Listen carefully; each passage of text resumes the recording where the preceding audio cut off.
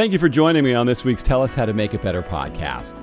You have to have noticed how many major disasters happen around the country, from flooding to fires, tornadoes, and hurricanes. And we see again and again people losing everything in these disasters. So what are we doing about it? Are we making people more aware of the risks where they live? Are we demanding more from builders? Are we waiting for local officials to make stricter building codes? Well, my guest today is Rob Moore. Rob is a member of the Climate Adaptation Team at the Natural Resources Defense Council.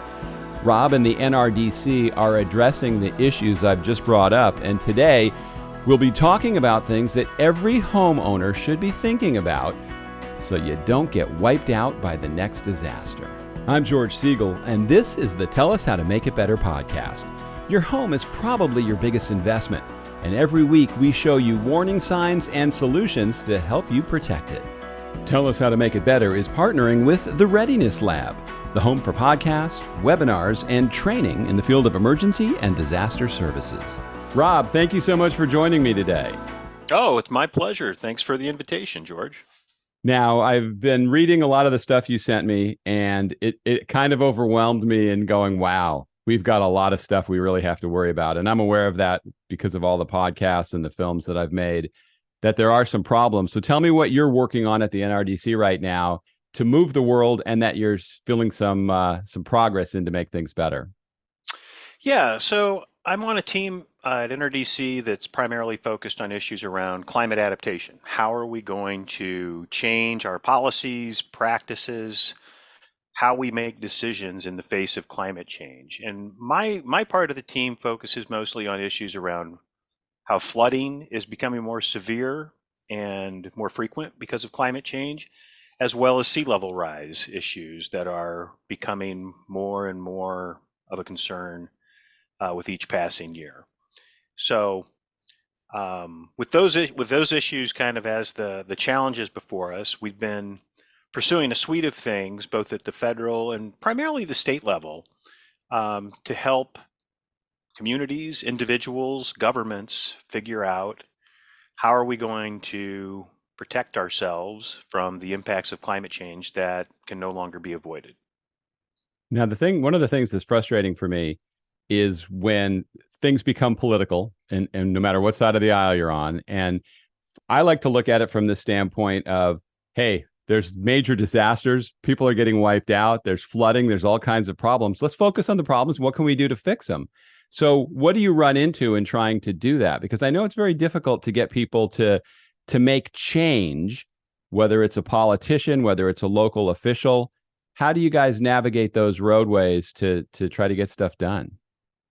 Yeah, there's no one easy answer to that. I think unlike my colleagues at NRDC that work on the root causes of climate change, there's less of a partisan political dynamic when you're talking about the impacts of climate change. You know, when you're looking at policy responses to deal with the root causes, let's use CO2 emissions. You know, it's very much a political litmus test between Republicans and Democrats. When you're dealing with the impacts of climate change, you don't have anybody that says, I don't believe this flood happened. You can't stand in water up to your knees and actually deny that, because you're obviously crazy if you're doing something like that. So there's a lot more consensus on what the challenges are and even what the solutions are, but that doesn't make it necessarily any easier. So while we might have bipartisan agreement on what the challenges and solutions may be, we often have bipartisan opposition to those solutions. And a lot of it comes down to, well, frankly, a lot of it just comes down to money. You know, there are certain industries that are threatened or feel like their profits are going to be injured if we did the right thing and built better, built to higher standards, told people more information about their risks. So those are the types of things that we mostly need to overcome in the advocacy that we're pursuing and the solutions that we're designing. And one of the things you directed me to that has now just frustrated the heck out of me was that website that says, how does your state stack up on flood disclosure? I live in Florida, and we were in bright red on that F for map. Florida. You get a big F down there. We do. For certain things, we do. Although I love living here, there's certain things that frustrate me, and that certainly is one of them. Because what I was shocked to find out is that realtors have gotten it so you can fill out a disclosure form to say your house has had flooding, but they don't have to show it to the buyer. That seems Yeah, kind of crazy. there's a lot of states that there's no requirement that a landlord or a home seller have to actually disclose information like, has the home flooded for? Has the home flooded before? What were the damages from those floods? Is there a legal requirement that you're aware of to purchase flood insurance? The majority of states um, don't require that type of basic information to be given to a renter or a home buyer. And that's something that we've been working on fixing. And in fact, this year, NRDC has been working with a number of organizations in New York State, in New Jersey, as well as North Carolina. And we've made some great progress towards changing those states' real estate disclosure policies. New York passed legislation this year that is just awaiting the governor's signature that will finally give home buyers in New York State access to that information and require disclosure of flood damages and flood risks. New Jersey also passed legislation this year giving both renters and home buyers that right. And North Carolina is on the verge of adopting a mandatory disclosure form that will add a series of questions ensuring that home buyers are fully informed about past flood damages and flood risks known to the seller. I love that. I think that is so important, but there's a way that we can get a jump on that, because one of the things that I always talk about and advocate is don't wait for somebody to actually do that. Start demanding those things yourself. And that's a message that I haven't been screaming, but now in my next film and in anything that I do, I'm going to tell homeowners to demand that information when they're buying a house from someone, and not to buy the house if they won't give it to you. I mean, I That's think a that's a real must-have piece of information. It absolutely is, especially in a state like Florida that has seen more than its fair share of flood disasters in the last few years. Um, and I think that's something that the states where we have made some progress are acutely aware of. Each of the three states I mentioned have a history of recent flooding events and hurricanes. Another state I didn't mention, South Carolina, has also made some big improvements in the information that's disclosed to home buyers there, thanks to the work of the Southern Environmental Law Center, who we've also been working with in North Carolina. So, yeah, I think even if these questions are not on the disclosure form, you're absolutely right, George. Ask, ask, has this home flooded? What were the damages? Do you have flood insurance? Are you required to have flood insurance? Um, because the buyer or the seller may not want to tell you that information, and that tells you something. That's still information that you can act on. Um, but one thing they cannot do is they can't deceive you. They can't knowingly give you false information. So they can either choose not to answer or they can give you truthful information. Well, it's the choosing not to answer that gets me upset, because or choosing not to give that information. And I think a lot of people are afraid, well, if I ask too many questions, they won't sell to me. Other people want this house. And my answer is, they're doing you a favor if you walk away from something like that. They've just done you a huge favor, because if you buy a house that has a history of flooding and they haven't told you, that's now your problem. Tag, you're it. And the next disaster could completely wipe you out. Very true. This issue of disclosure, we think it's just one of a fundamental fairness. When two parties are entering into a financial transaction, perhaps the biggest transaction of their life, when you're talking about buying a home, it's just unfair that one side knows something that the other side cannot know. And that's only compounded by the fact that um, the other places that a home buyer or a renter could could reasonably go and find out something about flood risk are also not completely reliable sources of information. At the top of that list, I would put FEMA's own flood maps.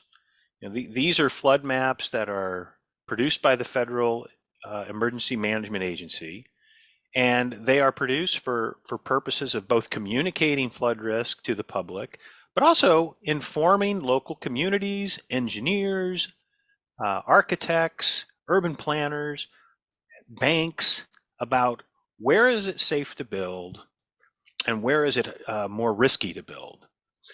The problem with the flood maps that FEMA produces is they are often out of date by 10 or 20 years or more. And even if you have a brand new shiny flood map that was just produced that day, it still doesn't tell you a whole lot about what future flood risk is, because FEMA does not incorporate information like sea level rise projections into its flood maps. Its flood maps are also based exclusively on historical data. So what you're looking at when you see a FEMA flood map is what the flood risk used to be. It's not designed to tell you what your flood risk is going to be. And that's the real piece of information you need, because you're not living in a movie where time goes backwards. We're not in Christopher Nolan's movie Inception. Hmm. Is that too vague of a reference for your audience, George? No, I I really think it's like that great. movie.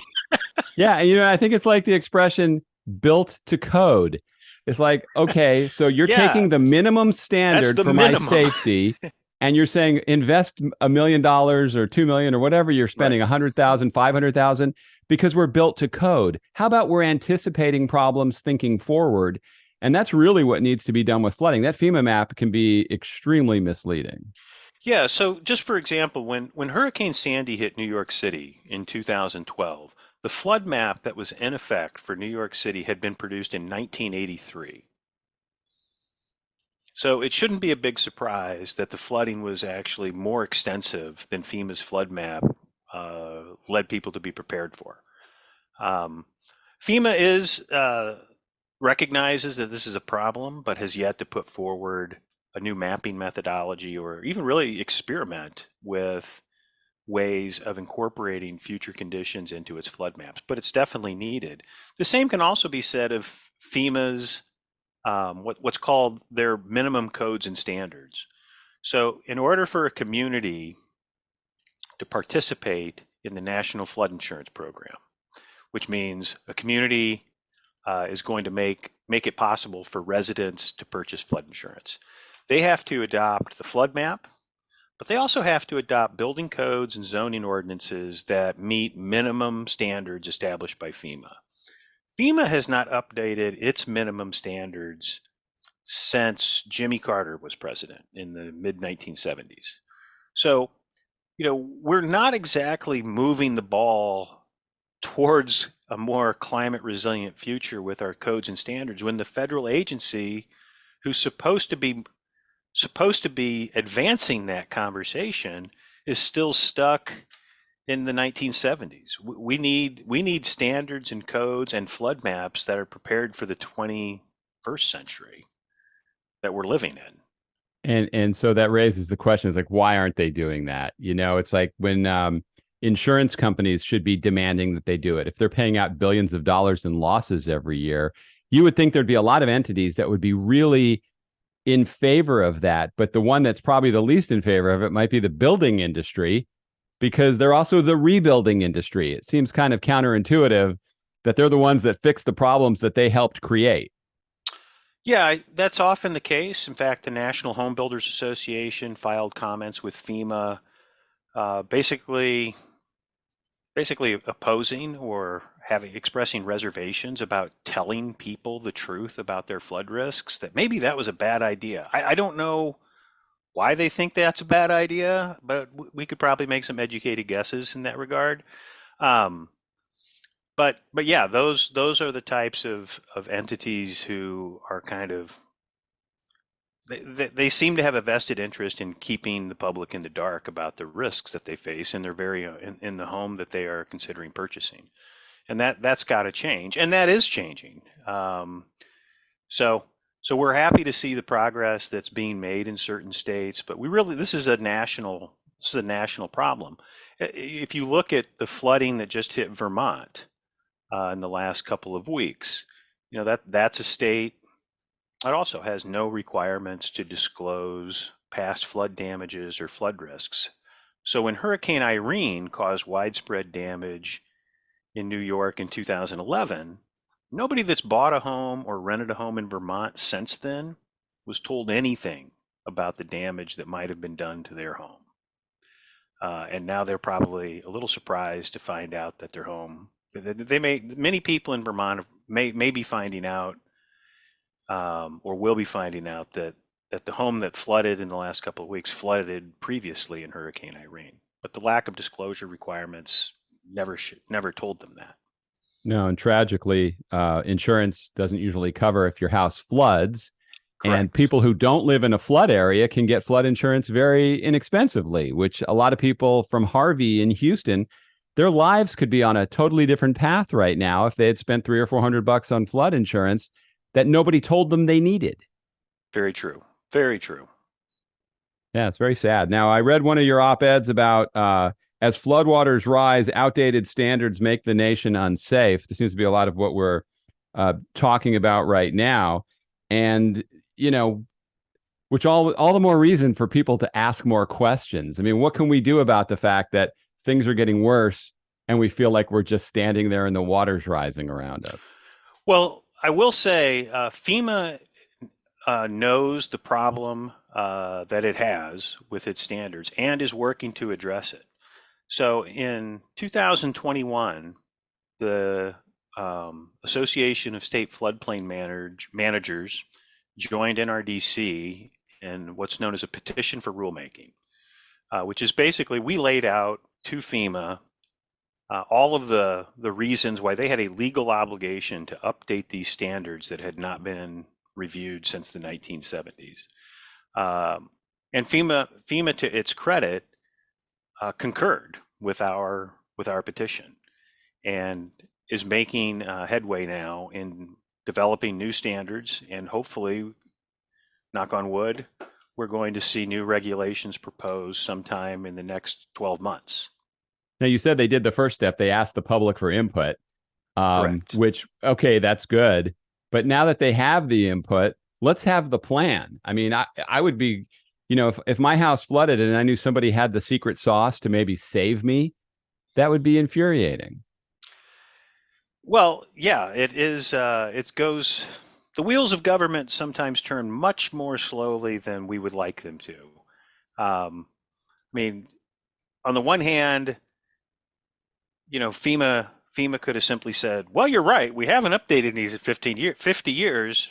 Guess it's time to do that since the statute's very clear on that obligation. The question I think before the agency now is what changes are we going to make? How far are we going to go? And we await that answer. And every day that goes by and every flood that occurs, that answer becomes more and more pressing and more relevant. Yeah, but it seems frustrating. It's like, okay, you don't have to cure cancer. How about just coming up with ways to maybe help along the way here? And if there are certain things they could just implement, even if they were dripping it out at us, it would be better than doing nothing. Yeah, I couldn't agree more with you. But at least they are doing something, and that's a step in the right direction. And that will also help provide a little bit of a bulwark, hopefully, against efforts to actually either freeze building codes or even erode building code protections. We're seeing efforts in some states. North Carolina comes to mind, where state legislatures are actually passing bills to freeze building code improvements and plumbing codes and electrical efficiency codes at the behest of developers, essentially. And it's really a shame that we're doing that. because um, it's just going to lead to homes that are less safe than they could be, less efficient, which means the cost of owning that home is going to be even higher, in the form of higher utility bills, higher water bills, higher risks to flood hazards, and higher insurance costs. Yeah, as a Floridian, and I've experienced the problems getting homeowners insurance, and then they jack up your rates, and then you have to find a new company, and all the companies that are leaving. I mean, I want something done, and I don't care who does it. Show me a hero, somebody step up, and let's help people. But that's why I think things like I do, and I hope what you guys do, if we can inform the public and get people to demand more, I think that's really the way. It has to almost start from the bottom up. Because if we say, look, I'm tired of you dumping all this crap on me, I'm not going to reward builders anymore for building a substandard house. I'm not going to move into a neighborhood that's likely to flood. I think that's the way we can maybe affect some change from our end. Absolutely. And that is a powerful force for change at city councils, county boards, and even state legislatures across the country. There's a growing number of people whose lives have been turned upside down or disrupted because of disasters, and there's that number of people is growing alarmingly fast, and they are starting to call for these types of changes. There's a wonderful group we work very closely with called the Anthropocene Alliance, which is a network of disaster survivors from all over the country. Most of them have been affected by floods, but a growing number of their membership is focused on wildfires out west. And they're becoming a much more vocal and potent force in their local towns and in state capitals, and even with federal agencies, trying to advance these types of protections that we need, because ultimately these policy shortfalls that groups like NRDC are trying to correct, they result in real life impacts to real people and real people's homes. So remedying these things is critically important. Otherwise, we are destined to remain behind the curve of climate change and simply reacting to each and every disaster as it occurs. Now, another one of your op-eds to me is something we touched on a little bit in my last film, but as climate risks worsen, U.S. flood buyouts fail to meet the need. We have such freedoms in this country of we can do what we want, we can go where we want, people can't tell us what to do. So buyouts versus the government saying you can't live there anymore, that's too dangerous. What is the dance there? Buyouts are a tool that are employed to help people move out of areas that are unsafe, and in many cases move towards higher ground. So what happens typically is a person lives in a home that's probably flooded repeatedly. And at some point, they and possibly their neighbors are just sick of it. And they find out that there's federal funding available sometimes that can enable the purchase of their home and allow them to relocate. So it's sad, but often these efforts are initiated because homeowners are just fed up and they have to advocate for themselves to make these things happen. And what usually happens is they are basically embarking on a journey that can last 3 to 5 years or longer before that buyout comes to fruition. And that's a really, frankly, that's kind of a cruel way to provide that type of assistance. What typically happens is a flood disaster occurs. Up to a year can pass before a local community even offers the option of a buyout. At that point, it's often too late. A person may have already rebuilt and decided, I'm not interested anymore. If somebody does raise their hand and say, yes, I have to get myself and my family out of this situation. So they express interest. Little do they know that it's going to be a long time before this ever plays out. We need to speed that up. Since 1993, which was a year of massive flooding in the Midwest. It was a 500-year flood on the Mississippi River, and it was the first disaster where FEMA employed buyouts in a big way. They purchased thousands of homes, primarily in Missouri and Illinois and other upper Mississippi River Basin states. Since 1993, we have bought out approximately 45,000 homes. So at that pace, over the next 90 years, which takes us just past the end of this century, we will purchase about 135,000 homes. When you compare that number to the 4 to 5 million people whose homes will be inundated at high tide just by 3 feet of sea level rise, or the 14 million people whose homes will be inundated by 6 feet of sea level rise, that's a huge gap. The way we're delivering that assistance today is completely inadequate to respond to the challenges that we are looking at right now. And that doesn't even take into account the millions more homes at risk from storm surge due to hurricanes, or even inland flooding, or any of the other hazards that we already see displacing people in other parts of the country, whether it's wildfire, the extreme heat that's broiling huge swaths of the United States this week and last week, or water scarcity, which is also starting to lead to people being displaced from their homes in the southwestern U.S. When I was making my film, The Last House Standing, we found Henk Ovink, and he's from the Netherlands. We saw him on 60 Minutes. And over there, the government made people move from dangerous areas. But that's not that easy to do in this country because it's not a federal decision, is it? Yeah, that's generally correct. Land use decisions are the jurisdiction of local governments and state governments. So the federal government, with some notable exceptions, doesn't have a lot of control over what you can and can't do on a particular parcel of land.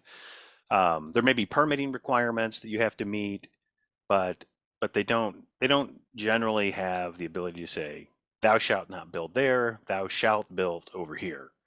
But that's where we need to get to, and that's one of the things that we want to see as an outcome through the National Flood Insurance Program regulations we talked about earlier, where higher standards are going to start to make it a little clearer that there are certain areas that are just too risky to build in, and if you're going to build in them, you're going to have to meet such a high standard that maybe the cost gets you to rethink that decision. And we are also seeing a problem with. We're seeing this already play out. You're in Florida, where this is an acute problem, where insurance companies now are just starting to pull out of states because they can't make money insuring properties that they are destined to pay out damage claims on. So, we're seeing this happen in Florida, we're seeing this happen in Louisiana, and we're seeing this happen in California. I'm not sure what the insurance industry's strategy here is. Are they all just kind of, is the business just going to keep contracting until only Wisconsin and Minnesota are the only insurable states 100 years from now? I don't think that's a viable business strategy.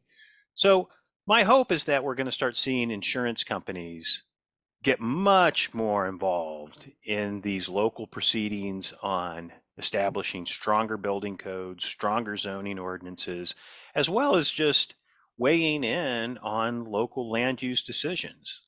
So like when building permits are issued, a city council should be acutely aware of the fact that like you can allow that building to go up, but nobody's going to insure it. So therefore, you're just going to be stuck with a vacant building over there at some point. These are all things that we need to be revisiting and rethinking very quickly. And the good news is that is starting to happen at various levels of government, and hopefully we'll be making better decisions soon enough. Well, I applaud the people that keep an eye on this kind of stuff so things don't happen. I read an article recently, I think it was Captiva Island, where they wanted to rebuild this one resort, but make it a lot bigger than it was previously. And they were trying to sneak it through the system. And so people go, okay, well, that's good. More tax money and there'll be more people coming to enjoy this. But then it's like, there's one road out of there in an emergency. people couldn't get out safely last time if they didn't leave early. And now you want to put a whole bunch more people out there.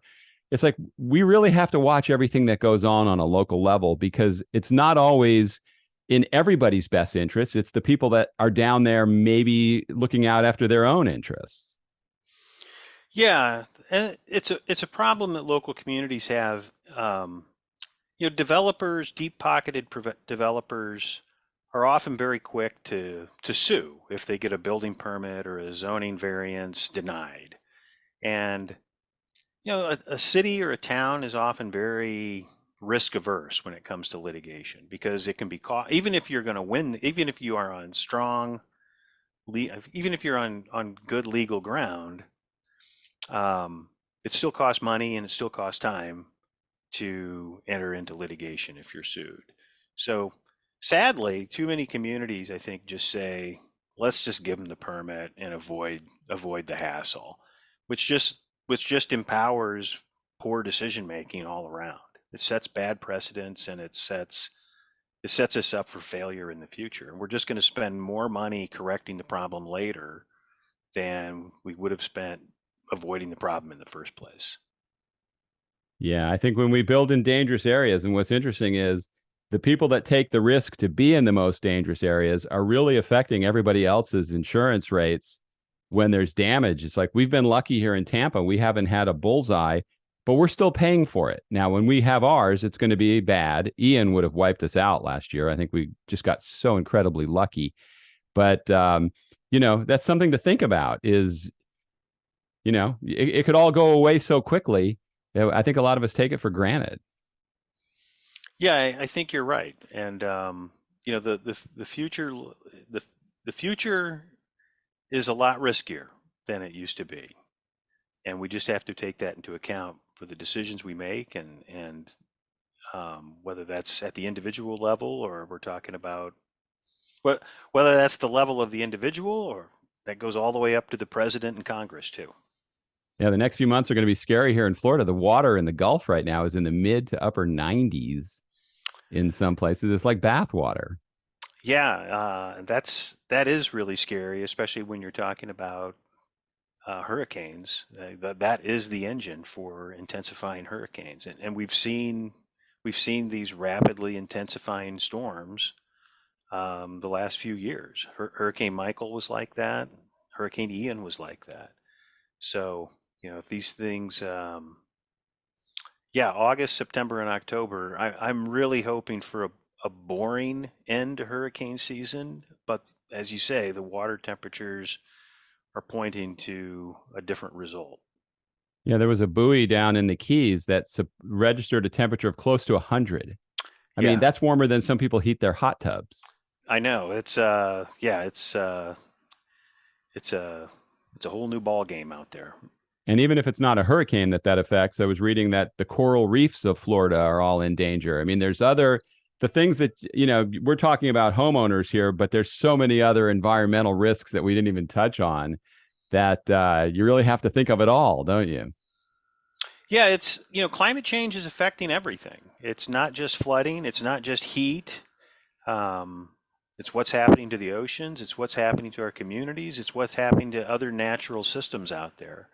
So it's just becoming, with each passing day, it becomes more and more clear that we have to both eliminate as quickly as possible the root causes of climate change, our own emissions of carbon dioxide and other forms of greenhouse gases. And at the same time, we have to dramatically ramp up our efforts to adapt to those unavoidable consequences. And we have to learn to make far better decisions that look much further into the future than we're used to. All right, as we wrap this up, since you guys, I feel good that you guys are working on keeping stuff or trying to make things better from your end. What should homeowners think about on our end? What can we be more conscious of as we make those home buying decisions or decisions where to live? I think we covered a lot of it at the top of the episode, George, but it's always worth recapping. When you're looking at purchasing a new home or renting a new home, especially in a state like Florida that doesn't require a seller or a landlord to disclose past flood damages, ask lots of questions. And also consult a lot of different sources of information. Don't be afraid to go knock on the door of your potential future neighbor and ask them about what flooding problems have occurred in that neighborhood. They are very likely to volunteer that information if they know that you're potentially going to be affected by it if you buy that home. Also, you can talk with local officials, maybe get to know your local emergency manager, who might be able to also shed some light on those. And consult FEMA flood maps. For all the problems that we pointed out with FEMA flood maps, the areas that they identify as high risk are almost certainly high risk. The error is just outside of that envelope.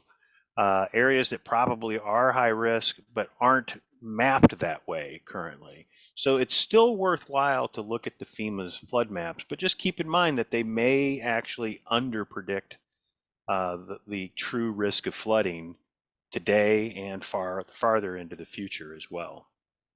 Yeah, and I think the ultimate takeaway there is don't be afraid to ask questions. Don't be afraid to be the pesky person asking too many questions, because that knowledge could be the difference between losing everything or keeping what your most valuable investment is. The other question to get some answers to well before you make your final decision to buy or rent a home is find out what the cost of a homeowner's policy is, or a renter's policy, and also a flood insurance policy. If the cost of the flood insurance policy is too high, take that information into mind. The reason it's high, the reason the price might be high, is because the risk is high. So don't decide, I just won't buy flood insurance. You might want to revisit whether that's the location you want to live in. Yeah, and I think it helps. Don't just go by what posts people are putting on social media where they say, yeah, I got my policy. Actually call yourself, because we experienced this with my son who turned 16 with auto insurance. We had people posting they had great insurance. We can't find affordable insurance for him because we have to actually call and talk to them and fill out the paperwork. So you have to do the work on the front side if you want to hope to have any kind of help on the backside. Right. Always important to get a quote. Arm yourself with the best information so you can make the best possible decisions for you and your family. Absolutely. Well, all your contact information and information will be in the show notes. And I appreciate your time, Rob. A lot of great information. Thank you so much for coming on. Thanks a lot. It's always a pleasure to talk with you, and always a pleasure to talk about these issues. Thank you so much for joining me on today's Tell Us How to Make It Better podcast. As I mentioned, there's a lot of links in the show notes about what Rob was talking about today, and I certainly hope you will take advantage of those and get as much knowledge as you can before buying a house. And if you have a horror story or a great story you'd like to share about building or remodeling, use the contact form in there, reach out to me, and who knows, you might be featured on an upcoming episode of the podcast. Thanks again for listening today. See you next time.